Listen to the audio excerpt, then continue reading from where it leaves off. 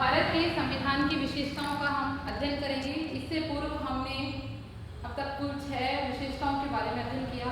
आगे की विशेषताएं कुछ इस प्रकार है। सबसे पहले ध्यान दीजिए, सबसे पहले राज्य के नीति निर्देशक तत्व। राज्य के नीति निर्देशक तत्व के बारे में हम जानेंगे कि राज्य के जो ये नीति निर्देशक तत्व हैं ये संविधान के अंतर्गत दिए गए हैं और ये हमने किस देश से प्रेरित होकर लिए, तो आयरलैंड से प्रेरित होकर लिए। राज्य के नीति निर्देशक तत्व हमने आयरलैंड से प्रेरित होकर लिए।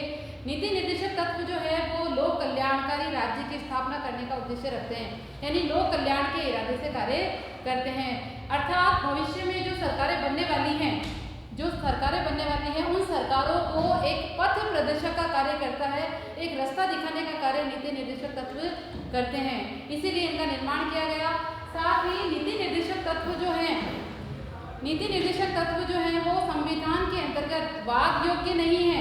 अगर कोई सरकार, वाद योग्य का मतलब है कि हम इनके तहत न्यायालय नहीं जा सकते हैं, वाद योग्य नहीं है कि हम इनके तहत न्यायालय नहीं जा सकते हैं, न्यायालय इसमें कुछ भी नहीं करेगा, क्योंकि ये राज्य के लोक कल्याणकारी तत्व हैं, ये लोक कल्याण के लिए ही बनाए गए हैं।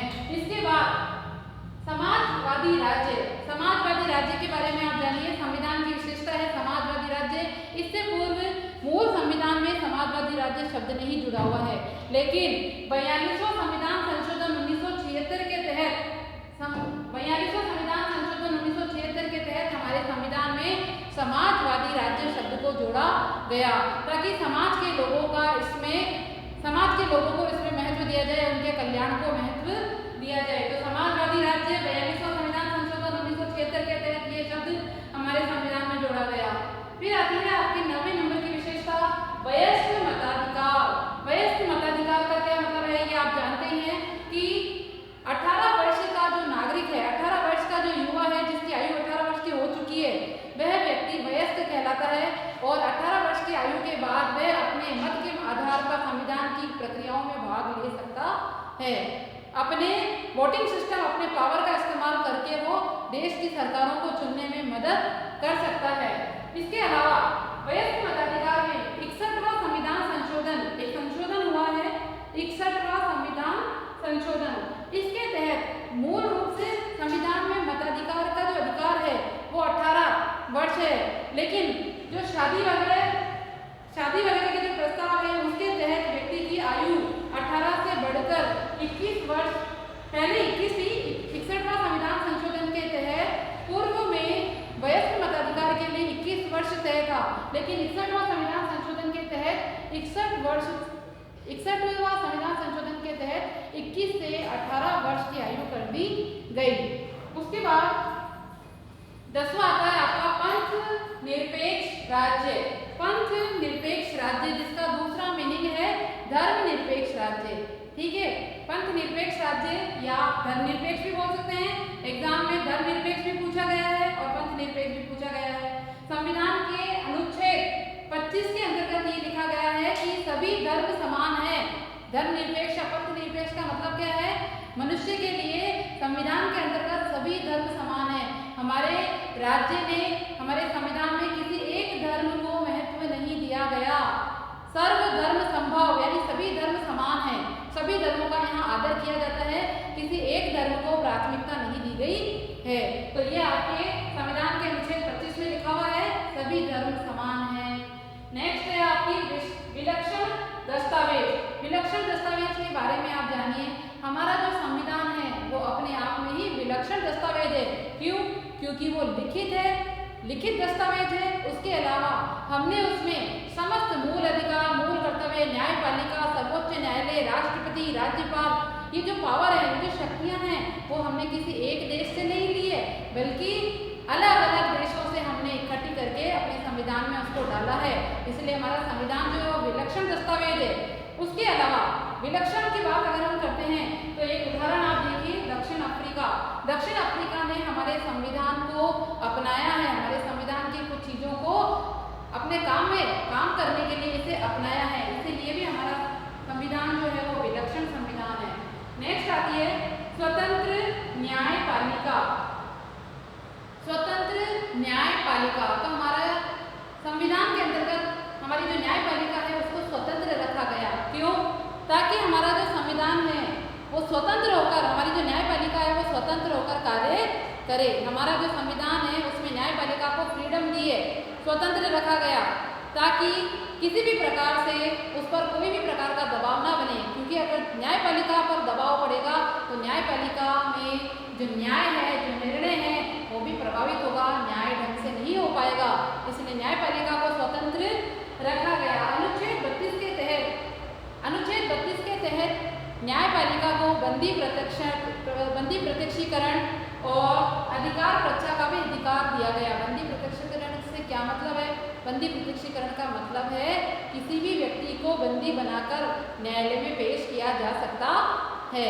और अधिकार प्रत्याशा का क्या मतलब है? अधिकार प्रत्याशा का मतलब है कि न्यायालय अधिकार से प्रश्न पूछ सकता है। एग्जाम्पल देखिए कि जैसे मान लीजिए कोई व्यक्ति है, बहुत दिनों से अपनी नौकरी में नहीं आ रहा है, बहुत दिनों से, और उसने कोई सूचना भी नहीं दी है, तो न्यायालय एक सूचना, एक ऑर्डर निकालता है अधिकार प्रत्याशा का और पूछ सकता है कि आप इस समय कहाँ पर हैं और आपने नौकरी ज्वाइन क्यों नहीं कर रखी है। तो अधिकार प्रत्याशा का जो है प्रश्न न्यायालय पूछ सकता है। इस प्रकार न्यायालय जो है वो स्वतंत्र है।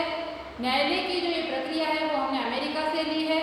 संविधान के अंतर्गत स्वतंत्र न्यायपालिका की ये विशेषता शामिल की गई। इसके बाद आती है आपकी 13वीं विशेषता, कठोरता व लचीलेपन का मिश्रण। कठोरता व लचीलेपन का मिश्रण, इसका क्या मतलब है? इसका मतलब ये है कि हमारे संविधान में जो विशेषता है हमारे संविधान की, हमारा संविधान लचीला भी है। हमारे संविधान के जो नियम है, जो दस्तावेज है, जो आर्टिकल्स है, जो सजा है, इन सब में लचीलापन दिखाया गया है और कहीं कहीं पर कठोरता भी दिखाई गई है। ठीक है, व्यक्ति के लिए, क्योंकि अगर संविधान के ये नियम, ये आर्टिकल्स कठोर नहीं हुए तो जनता इनका पालन नहीं करेगी, और जनता इनका सख्ती से पालन करे, इन्हें समझे, उसके लिए संविधान के इन नियमों को कठोर भी बनाया गया। एग्जाम्पल सुनिए, जैसे उदाहरण के लिए हेलमेट का इस्तेमाल। पूर्व में हेलमेट को इतना महत्व नहीं दिया जाता था, लचीलापन था, छूट थी, थोड़ी बहुत छूट थी, नहीं करते तो भी जाने देते थे। लेकिन वर्तमान में सख्ती कर दी गई है, कठोरता अपना ली गई है कि अगर कोई व्यक्ति हेलमेट के बिना घूमेगा तो वाहन नियम के तहत 500 रुपये या 1000 रुपये का उसे चालान भरना पड़ेगा। तो जब नियमों को कठोरता कर दी तो जनता ने उसे सख्ती से अपनाना शुरू कर दिया। इसलिए हमारा जो संविधान है वो हमारे भलाई के लिए ही बनाया गया है, इसीलिए ये लचीला भी है। कहीं कहीं पर इसको ढील भी दी गई है और कहीं कहीं पर इसको सख्ती से, कठोरता पूर्वक भी इसका पालन किया जाता है। अगर कोई व्यक्ति इसका पालन नहीं करता तो उनके लिए सजा का भी प्रावधान है। नेक्स्ट विशेषता आती है विश्व शांति का समर्थन। अनुच्छेद 51 के तहत हमारा जो संविधान है वो विश्व शांति का समर्थक है। हमें गर्व है हमारे भारत देश पर, क्योंकि भारत एकमात्र ऐसा देश है जो शांति प्रिय देश है, शांति चाहता है, इसलिए समस्त देशों के साथ मिलकर शांति का ही कार्य करता है। आज वर्तमान की बात अगर की जाए तो ऐसा कोई देश नहीं है जो भारत से मित्रता नहीं करना चाहता। सभी देश भारत से मित्रता करना चाहते हैं, क्योंकि भारत की नींव जो है वो शांति के आधार पर है। उसके अलावा हमारे पंचशील का समझौता और गुट निरपेक्षता के नियमों पर भी हमारे संविधान में महत्व दिया गया। भारत पंचशील के समझौते के तहत, अर्थात हम कोई भी देश किसी भी दूसरे देश के किसी भी प्रकार के मामले में इंटरफेयर नहीं कर सकता है। एक देश दूसरे देश पर कभी भी बिना सोचे समझे अनाक्रमण की नीति आक्रमण नहीं कर सकता है। तो ऐसी कुछ नीतियों का पालन हमारा भारत देश करता है। यूएनओ में भी भारत की प्राथमिकता सबसे ऊपर रखी गई है, क्योंकि हमारा जो भारत देश है वो सर्वप्रिय, शांति प्रिय व्यवस्था को महत्व देता है। अनुच्छेद 51 की बात मैं कर रही थी। अनुच्छेद 51 जो है वो यही है, अंतर्राष्ट्रीय शांति व्यवस्था को बनाए रखना। तो अंतर्राष्ट्रीय शांति व्यवस्था को बनाए रखने का कार्य भारत कर रहा है, इसलिए भारत एक विश्व शांति प्रिय देश है। फिर आती है आपकी अगली विशेषता 15वीं, आपातकालीन उपबंध। आपातकालीन उपबंध का क्या मतलब है? अनुच्छेद 18 के तहत भाग 18 में आपातकाल की अवस्था का वर्णन किया गया। आपातकाल का मतलब है कि किसी भी समय अगर कोई दूसरा देश हमारे देश पर आक्रमण कर देता है तो ऐसे संबंध में हमारे देश को क्या व्यवस्था अपनानी है उसका वर्णन आपको आपातकालीन उपबंध के तहत दिया गया। अब तक अगर आप बात करें तो भारत और चाइना के बीच में 1962 के अंतर्गत युद्ध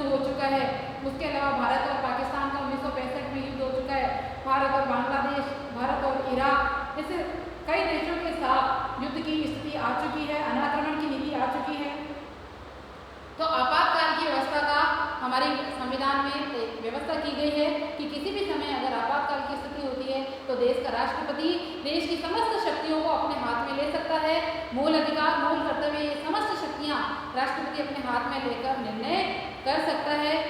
इसी प्रकार आपातकाल संविधान की महत्वपूर्ण व्यवस्था विशेषता है। फिर आपका 16 पॉइंट, लोक कल्याणकारी राज्य की स्थापना करना।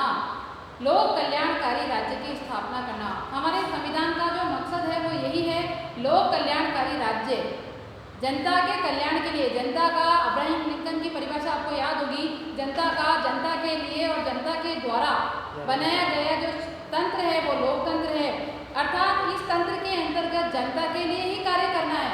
तो मकसद क्या है? लोक कल्याणकारी राज्य की स्थापना करना। तो जनता संविधान में इस विशेषताओं को अपनाया गया, लोक कल्याणकारी राज्य की स्थापना करना। फिर आती है आपकी अगली विशेषता, एक हरी नागरिकता।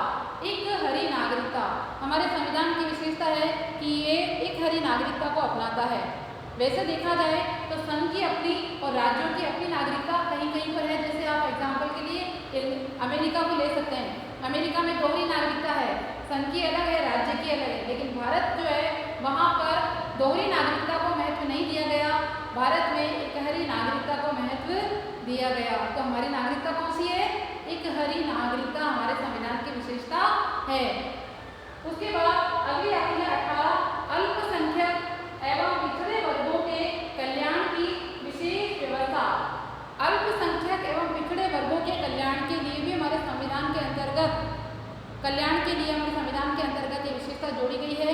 अनुच्छेद 330, अनुच्छेद 330 और 332 के तहत एससी और एसटी जो अल्पसंख्यक वर्ग है उनके लोक कल्याण के लिए भी हमारे संविधान में कार्य किया गया है, व्यवस्था की गई है।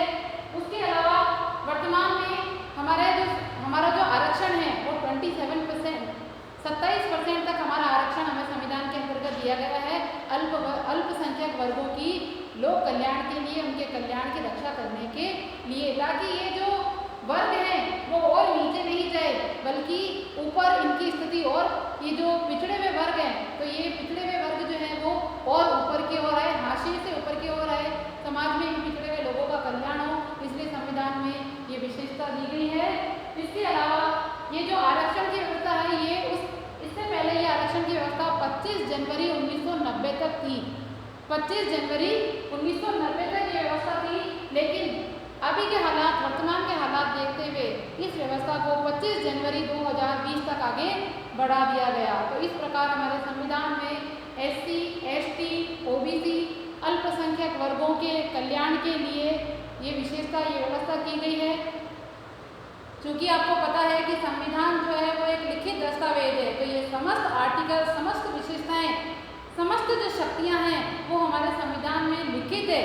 हम इनके लिए न्यायालय जा सकते हैं, न्यायालय हमारे अधिकारों की रक्षा करेगा और संविधान में इन विशेषताओं को महत्व दिया गया।